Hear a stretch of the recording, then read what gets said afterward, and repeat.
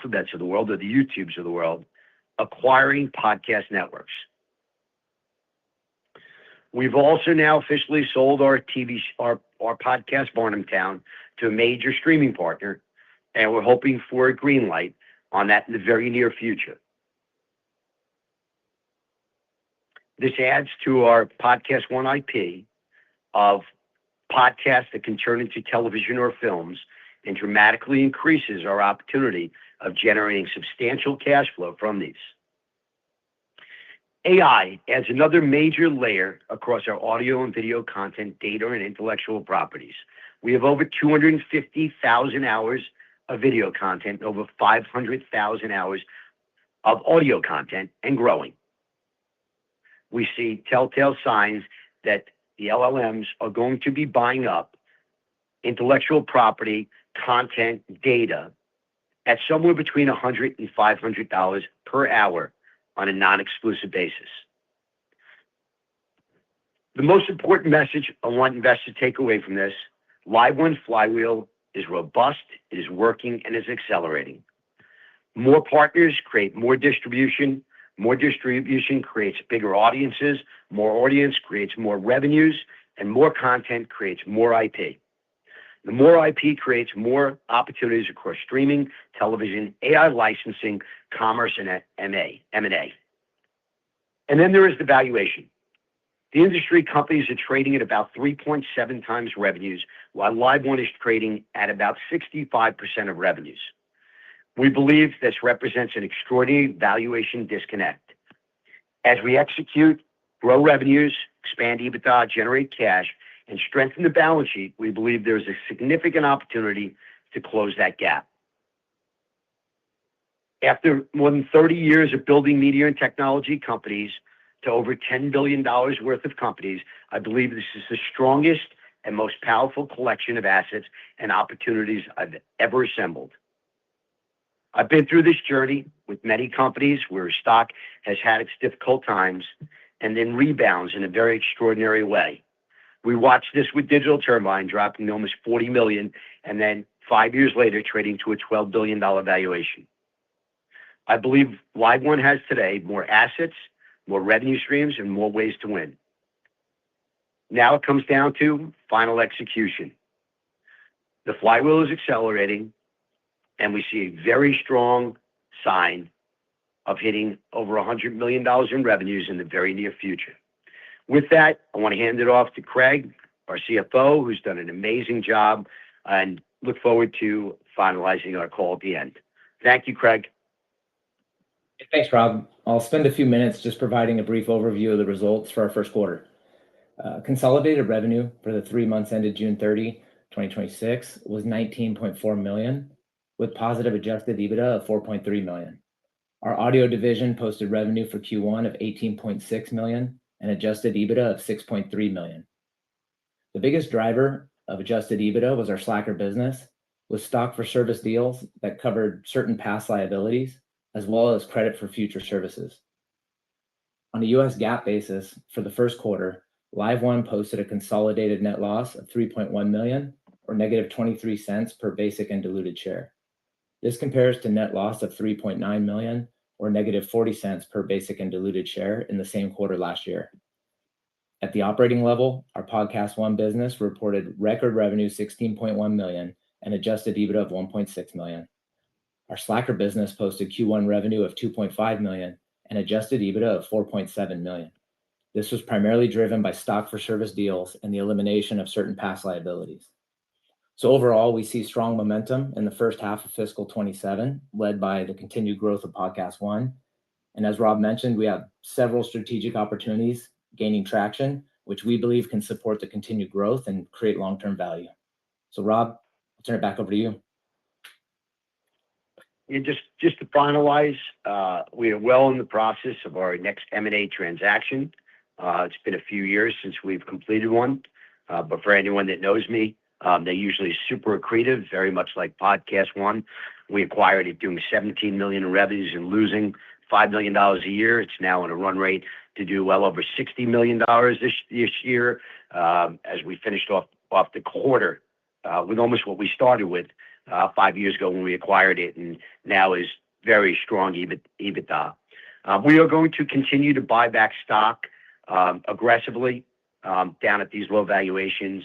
And, as a team, I couldn't be more proud of what they've accomplished this quarter to eliminate this kind of liabilities, create this kind of EBITDA has really been special and really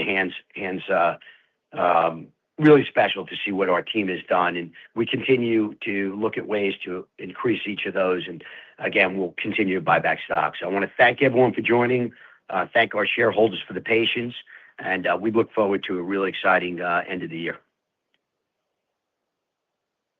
Thank you.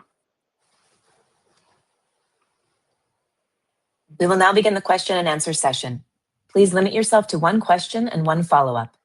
If you would like to ask a question, please press star 1 to raise your hand. To withdraw your question, press star 1 again. We ask that you pick up your handset when asking a question to allow for optimum sound quality. If you are muted locally, please remember to unmute your device. Please stand by while we compile the Q&A roster.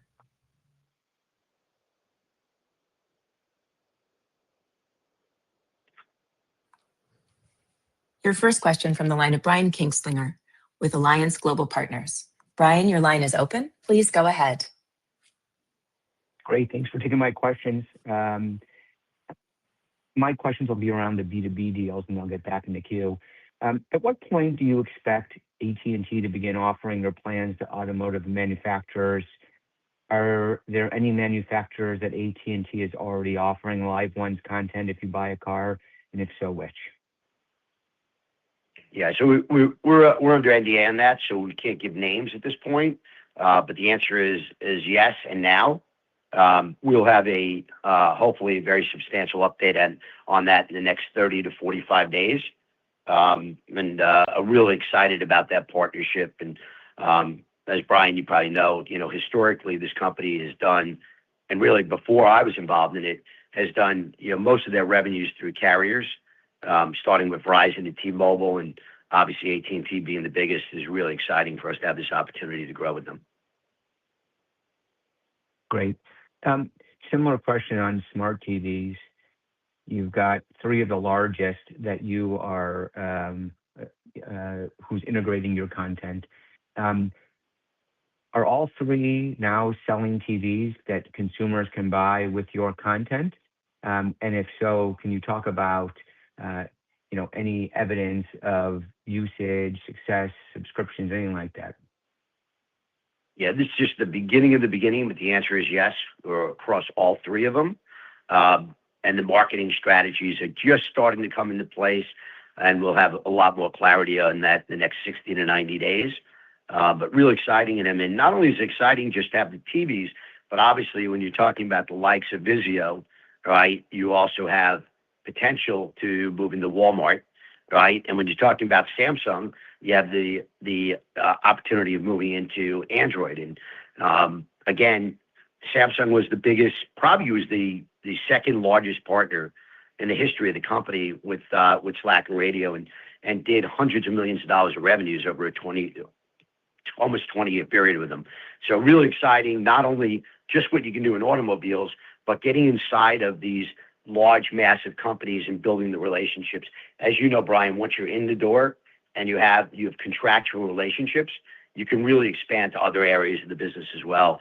So the distribution is well beyond just TVs that we see, and really exciting to have these opportunities. And we've used very tiny numbers, as you know, something like 0.5% to 1% penetration and a conversion off of that. And just take all the numbers of each of these companies, combine them, and we just need a little tiny piece of that for the revenues to really ramp up. And we expect that fourth quarter, right? As we've said throughout the year, it takes time as you put these in.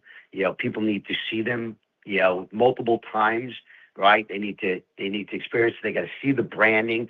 They got to build a relationship with it. But we see, again, at a very tiny percentage conversion with these partners, just a massive opportunity. Thank you. I'm going to slip one more in, then I'll get back in the queue. You made a comment, Rob, that you have a B2B deal with one of the largest retailers in the world. You've obviously are working with Amazon. Everyone knows that. but is that something new? Is it one quick comment? I wasn't quite sure what to make of it, or am I drawing maybe a blank on another announcement you had? No, I mean, all I said is that there was a 4-year contract, right? We can't give names, as you know. And no different than we originally had our Paramount deal. We couldn't talk about the name we didn't talk about it for almost 2 years, and now it's well over $27 million in revenues, right? This could be a massive, massive partnership. And, shortly, we fully expect to be able to talk about it in detail. Okay, thanks. I'll get back in the queue. Yeah, and I mean, to add to that, Brian, I think you're going to see us add ahead of partnerships in the retail area. You'll probably see the same thing in the carrier area. So as we've now shrunk the team dramatically, you will see some add-on team members coming shortly, including a president of the company, right? As well as area heads and sales heads of B2B, divisions of where we're growing, right? Carriers, auto, retailers, etc.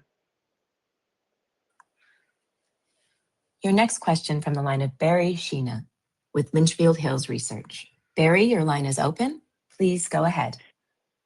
Hey, good morning, gentlemen. Want to start off and continue on the topic of B2B partners. Rob, you mentioned Netflix at the beginning of the call, and obviously that's a big partner. Are you at liberty to expand on what you're doing with them? And if I was a Netflix subscriber, what would I see from LiveOne? Would I just see podcasts, or is it also music? No, you're just going to see podcasts to start, right? But this is my humble opinion. I did a podcast on this. I think it was 3 months ago, and I said, maybe for once I'll be right? I came out and said very clearly that I fully expect that every streaming network will move into audio, right? No different than cable and satellite did, right? There are still more channels on cable and satellite for music choice than there is anything else. I fully expect that you're going to see the likes of Netflix, Warner, Paramount, Hulu,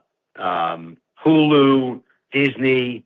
Every one of these streaming networks are going to add audio to their platforms, where they add it as a distributor or they acquire them. And I see it as really intellectually smart for them to acquire them, right? You're seeing Netflix doing deals with iHeart. You saw Disney do a deal with iHeart, right? You see Sirius trying to buy iHeart. All this is coming in when you think about it, right? That audio streaming is charging the same price as Netflix is, right? Whether it's Spotify, Apple, they're basically almost the exact same price, except for the differences in audio. The music's already made, right? They don't have the risk of spending $10 billion, $20 billion producing content. So as they try so hard every year to increase their ARPUs, it makes so much sense to me that a Netflix should have an audio network, right? And having an audio network will give them the ability to raise their ARPUs way more than they can raise in the $1 a year that they're doing today. And I think the same thing on the audio side. So I think you're going to see a roll-up happening where you're going to see every streaming platform, including Apple, Amazon, who already have theirs, right? And YouTube, those have a music network, but they're going to go harder into podcasting. And then you're going to see the other streaming platforms that are competing with them, right, are going to have an audio platform. It's going to be so important to them. And I think you'll see acquisitions happening in the space quickly. Okay, and then my second question is around M&A specifically. You said you're close on a deal, and you've talked about criteria where you gave one is the deal being accretive. Where are you shopping? Are you shopping only in podcasting? I know, Kit is always looking for perhaps to pick up companies. No. Or LiveOne. No. We have, So we brought in Steve Lehman, right? Steve is vice chairman of LiveOne, and Steve's background is rolling up audio, right? He's done some video as well, but rolling up audio as a whole. So there's massive opportunities there, and there's a fractured market, right? You're either big or you're small and kind of left out there. We're looking at both, right? From the M&A side is we fully expect another acquisition that'll be similar to Slacker or similar to Podcast One, where we acquire it extremely cheaply, right? It fits into our flywheel and it picks up substantial EBITDA for us and is extremely accretive.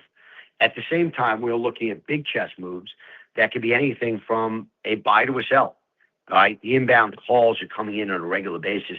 You guys are all watching as companies, again, podcast networks were bought up at like 5 to 15 times revenues 5 years ago when the industry was a $600 million industry. Now it's a $25 billion industry and growing, right? As video has been added, it's going to continue to grow. And as that happens, I think you're going to see, very aggressive, moves in the media space. And you've started to see for the first time in 7 years, media stocks really moving, right? Media stocks have had just a miserable 7 years. And now you see Star stock has gone at 3X and iHeart stock was up 6.5X, 7X. Now it's still up 5X. Same thing with Lionsgate. All of a sudden you're waking up, and part of that is because people are realizing how valuable the data is. That data may not just be valuable to other content partners, it could be enormously valuable to the AI models, right? As you're figuring out human behavior, right? Human movement, so on, you're going to need a substantial amount of content to keep feeding these LLMs and continue to feed them quickly. And they're not going to be able to get content from the majors, right? You just saw the settlement, right, that Anthropic just did. They paid a staggering $1.2 billion just to the book industry, right, for stealing some books. You imagine what's going to happen and how long it's going to take to settle the film, music, television, right, stuff that has been effectively taken, whether intentionally or not, by the AI models, right, that is now all blocked. So I think we're going to have, enormous value in the content we have, which content is data. And when you have data, it gives it, just huge value to these AI models.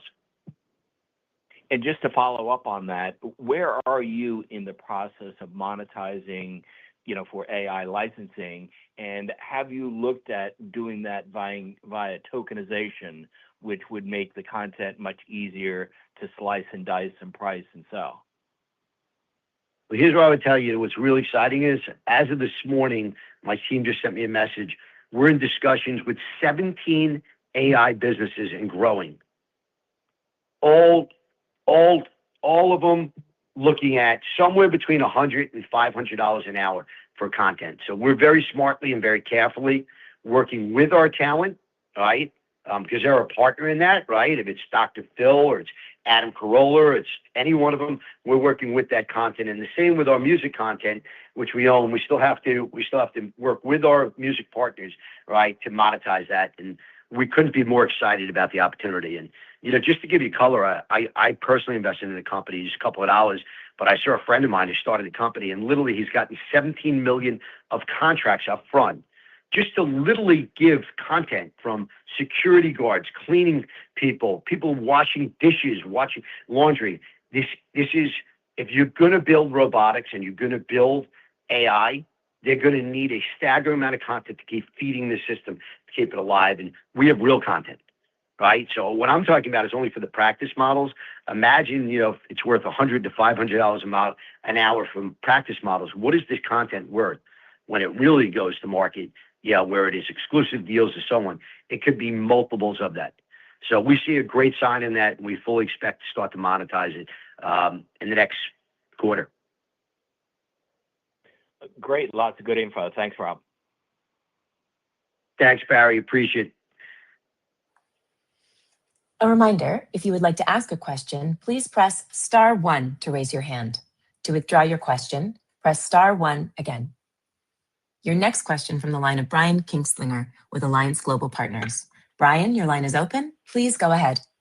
Great, thanks. A few follow-ups. The first one, as it relates to Netflix, are they paying annual fees for the content or based on usage? We're not at liberty to give what the model is today, but you could read, if you read these stories of Bill Simmons and you read the stories with Disney yesterday, you can get a little bit of an idea that some of it is going to be free and is going to be ad driven, right, and traffic driven, and some of it is going to be paid for. right? It depends on which content it is. You can be sure that you're not going to see us give the likes of a major talent to him, right, without monetizing it. And I can just tell you that our video content, is probably now 30% of our revenues. Can't give you an exact number of it, but it was 0 when I bought this company, right? So video content is just exploding. And there was a great CNBC interview this morning that literally walked through how much money is being monetized in video and what kind of revenues are being driven in video. And I just see great telltale signs that the TAM of our business is going to explode over the next 3 years. Great. I have 2 numbers questions. The gross margin has drastically improved. Craig, you made some comments that I wasn't quite sure how to decipher, but when I back into the gross margin of non-podcast one, you're at 63%. 3 quarters ago, you were in the 20s for several quarters. Is there any non-recurring benefits in there? And if so, can you quantify them? Otherwise, is this sustainable? Yeah, Brian, you're right. There was some one-time pickups in Q1 in Slacker. As I mentioned in my remarks, that we had a elimination of some liabilities. It was about $1.5 million. So that gets you back to a more normal margin, right, on a GAAP basis. But then on top of that, we had some stock for service deals, and that's what drove the adjusted EBITDA. So there are one-time pickups there. We expect the margin to kind of sustain back to normal unless we can continue to drive those stock for service deals. Yep. Well, that was going to be my next question. We saw the share count jump significantly in the 3 months. Is that related to that stock comp? And how should we think about maybe stock comp and the share count for the remainder of the year? I think we answered that. We've basically given that number, which was around $15 million, right? It's $7.50 a share, right? We picked up some great partners with that, Brian, that we've announced, right? And they've announced, right? Including a fund that now is part of BMI that owns 7-8% of the company now. So it's been great for us. Not only is it great from a balance sheet standpoint, right, but it also is great from having real long-term deals with the music industry, right, which we haven't had in the 8 years since we acquired it because of the payables that existed on the books previously. So, and we'll continue to do some deals at $7.50 a share or better. And I fully expect that there'll be more of those as part of that $15 million over the next 60 to 90 days. Okay. Thank you. Your next question from the line of Barry Sheena with Litchfield Hills Research. Barry, your line is open. You may now go ahead. Hey, hello again. Just as a follow-up on that, on the music partners, the record labels. Now that you've kind of cleaned that up, you brought some in as shareholders as partners. In the past, Rob, you've talked about going global, and many of your B2B partners, like a Netflix, do have global businesses. And I know you're not yet licensing music to them, just podcasts. But can you talk about the prospects for taking the music part of the business global and adding global licenses so you're not just in North America? I think the answer is, the minute we have our first partner that is a global partner that needs this across the board will be the minute we go sit down and start negotiating. And we're in a completely different position than we've been in the last 8 years, right? We've had these massive payables from the acquisition of Slacker in the beginning, right? Now that that's strengthened, cleaned up, and so many of the music partners, we've signed just about every one of them now. So we got a couple left to do over the next, as I said, 30 to 90 days. But if we can get that cleaned up, we will certainly be exploring that and looking at that opportunity. And also podcasting is exploding around the world too, right? So there's a real opportunity with it globally as well to expand that. And my last question, you threw out a number that's a pretty significant aspirational number of $250 million in revenue 3 years out. And I know that's not guidance, but could you flesh out that vision a little bit more? what does that look like in terms of balance between podcasting, between B2B deals, and then financially, what does that look like from an EBITDA standpoint? What's the vision on this company with that $250 million of revenue 3 years out? Yeah, I think we want to get to adjusted EBITDA like we're doing now, right? We've taken our cost structure down. As you know, if COVID didn't hit, we were on our way to $250 million, 6 years ago, right? If Tesla, didn't change the contract on us, we were on our way to $250 million, a year ago, right? Year and 4 months ago. So we're back on track now. We're highly confident, right? And when you talk about $10 trillion worth of companies that we're in partnerships with, we just got to keep growing them, right? Paramount could grow. It's growing from 2 million to over 27 million. Amazon's growing, literally just starting off as a test is now grown to 20 million, right? We're now in position with, 10, 12, 14 partners that all have, they're all multi-billion to trillion-dollar companies. We just got to execute, right? We got to execute. We got to deliver. We got to deliver for them, and we got to continue to sign more and more of those partnerships. And then it's just a numbers game. The bigger their distribution partners are, right, the more traffic we're going to get, the more revenues we're going to drive. When you go onto a Netflix as an example, right, you put a couple of shows on to start, you got 700 million subscribers right around the world, right? I can't tell you exactly what that number is going to be day one, but there's going to be some numbers, right? And so that's just the beginning. When you control that, right, that environment, when we go into Netflix, no different than we're on YouTube or on Spotify, whatever advertising is played during that show, we get the revenues from. Then there could be subscription revenues, right? Our subscription revenues all of a sudden have ramped up with one of our big podcasters, which started to be a real number every month. And I just see, that is just a big opportunity for us to grow. And I think Netflix is missing an audio network. I think Walmart is missing a audio network. I think Costco is missing an audio network. I think that Facebook is missing an audio network. I think Microsoft is missing an audio network. I think every carrier is missing one. Everyone is coming back. AI is running the world. Everybody's scared. Everybody's infringing on each other's businesses. And it is so critical right now for people to own their own data. There is nothing that is used more than audio content, no matter what. More than video is always going to be audio, right? There's still going to be 2 hours a day in a car. There's going to be usage on mobile. It's hard to watch as much on a mobile device as you're going to listen on a mobile device.